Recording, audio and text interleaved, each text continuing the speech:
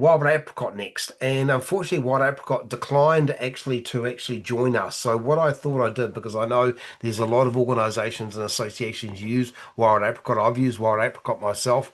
I've asked Donna, who runs the New Zealand Training and Development Association, just to run through what Wild Apricot does, because I think it's really important that we actually see what they do, because it is a very it's it's a very robust system, and price competitive as well. So, Donna, I'm going to keep quiet now. The floor is all yours. Any questions? And go from there. How does that sound?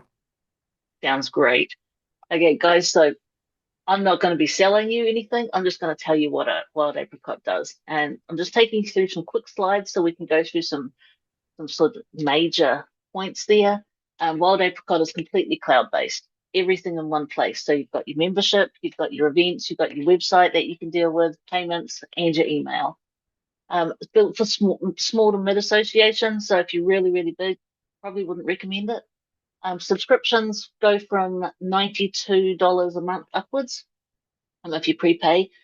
Big thing that not very many people mention, but it's hosted in Canada, so the US can't get hold of your information. It is GDPR compliant, which is great. Unfortunately, it's hosted on the Amazon Web Service, which means it went down a little couple of days ago. But that's the first time I've noticed it's gone down. And it's very quick and easy to set up. You can do it yourself.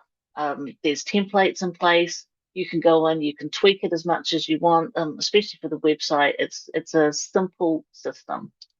When we look at the must-haves in Brett's document, great for the member experience, easy to use, easy to log in, easy to go through events. Um, Lots of email templates. You can set up whatever you want there. Really easy to do. You can segment really simply, and lots of automated emails in there, which you don't need to worry about. CRM and membership management. It's not as good as some of the other ones, but you get what you pay for.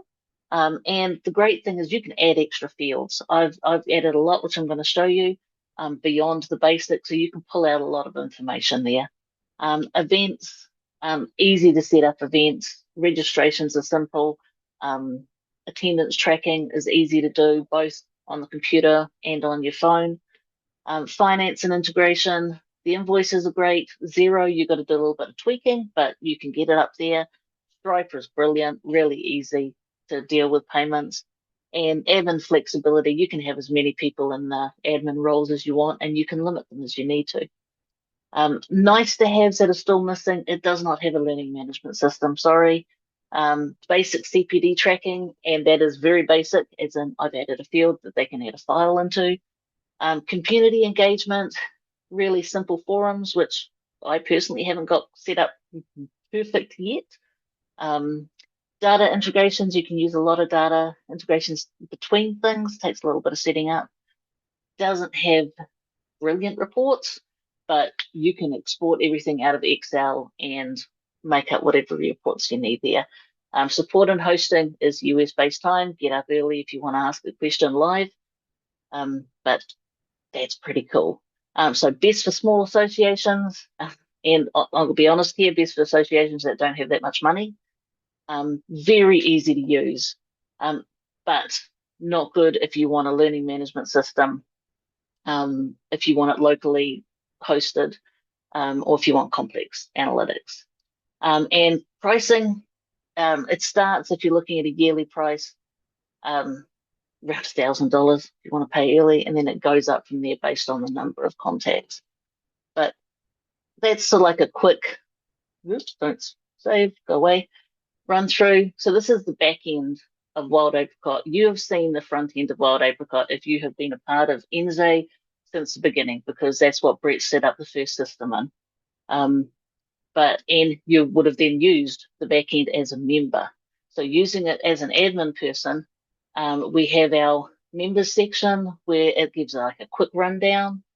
And then you can go quickly in for keyword search and pull up a member. So I'm just pulling up Kath here, and it has the basic information you need in there, but I've also gone in and added some extra things. So for statistical purposes, and I know Kat's not going to complain about this, but we've got some basic information there, so that we can, when we need to do a report and talk about what our members are like, we've got that information in there. Like I said, for CPDs, we've added in a place where people can add in their CPD file.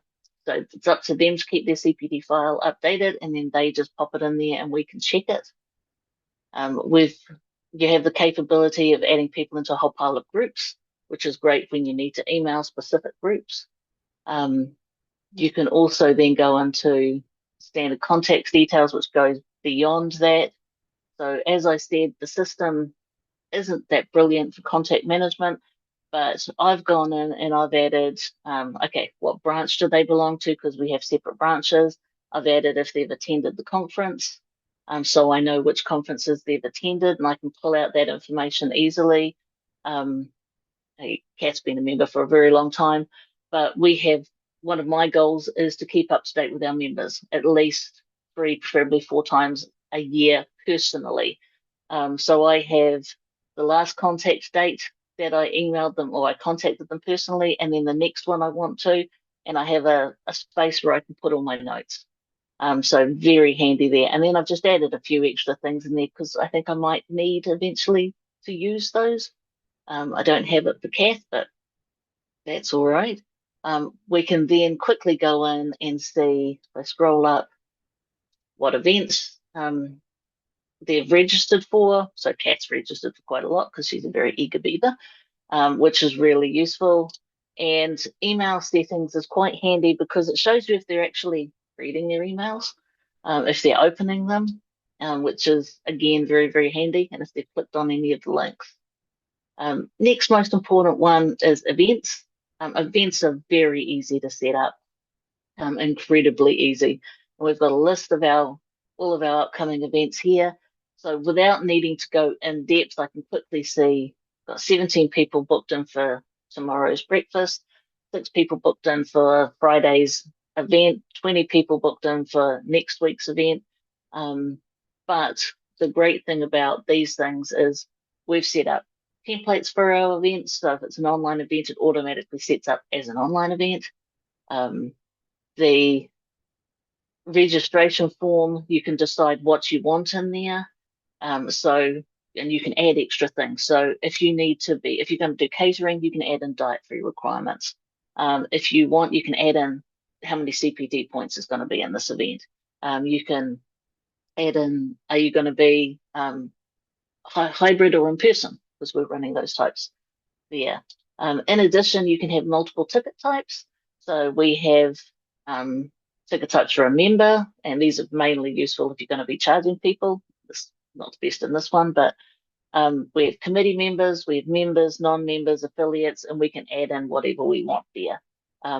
Registration codes are extremely useful when you want to give special prices out. And really good thing is emails. And these are all automatic emails you can set up. So you can have registration confirmed. So it tells them automatically that the registration is confirmed. You can set up reminders for those people who have registered. And unfortunately, they can only go by day, not by hours. But normally these are a week beforehand, we'll send out a reminder. A day beforehand, we'll send out a reminder. If it's a webinar, then I will automatically go in and send out an hour beforehand. But you can also send out specific emails for events. And these are really handy because while we have a fortnightly newsletter that goes out highlighting the next events, if we want to really push an event, we will send an email out, which people can then really quickly go yes or no to if they want to register to it. If they say no and we send out another event from the system, they will not receive that email. If they have registered, they will not receive an announcement email because they already know about it. And for us, one of the big things we do is we segment those. So for Auckland Breakfast, we're only going to send this to people who live in Auckland. No point people living in Christchurch receiving it. Then you can see all the members who have attended, and then at the breakfast, because it's not virtually, I'll have my mobile phone, and on my phone, I can tick who's registered so I can actually see who's attended. And like I said, very easy to set up.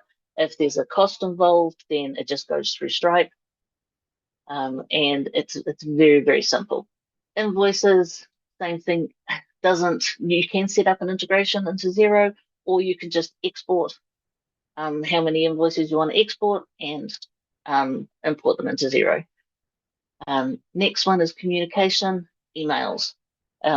You Text messaging is only in Canada and the US, unfortunately, but that's cool. So we've set up a whole pile of email templates that you can use. Very easy to use. The system is very simple to deal with. We have an email log, so I can immediately go out and say that the newsletter I sent out yesterday, um, I think it had something like a 2% failure rate, and I can tell how many people have clicked. Evans, I only sent it out yesterday. Look at all the automatic emails that have gone through. So these are all events. Here we go.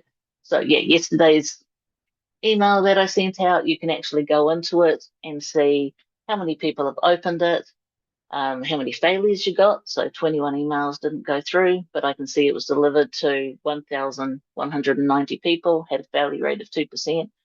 37% have opened it so far, and 6% have clicked through. Very handy, especially for links tracking, because we have advertisers in there, so we can tell the advertisers how many times people have clicked through. I'm not going to tell them who, but we can tell them how many. Um, so that's the email system. Like I said, it's very, very easy to use. And then the next big thing is the website. And again, very simple system. Wild Apricot has a lot of templates that you can use. There's going to be something there that is in a style that you like. You can then go in and change colors, change fonts, etc., to make it how you would like it to be. If you're clever and you can use things like ChatGPT to make you even more clever, you can put in HTML coding to make it go beyond what these can do. But if we look at, I'm just trying to think of a page which is simple. If I look at our history, okay, that's too simple.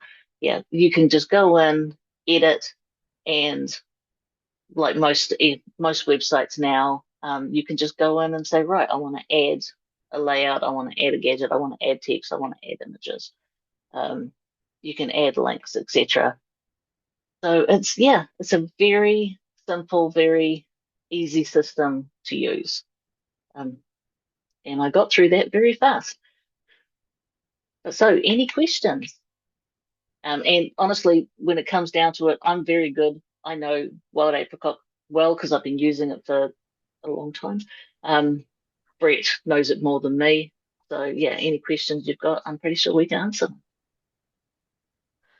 I answered a couple of questions actually that people are asking what were in there, so I don't really need to sort of go there.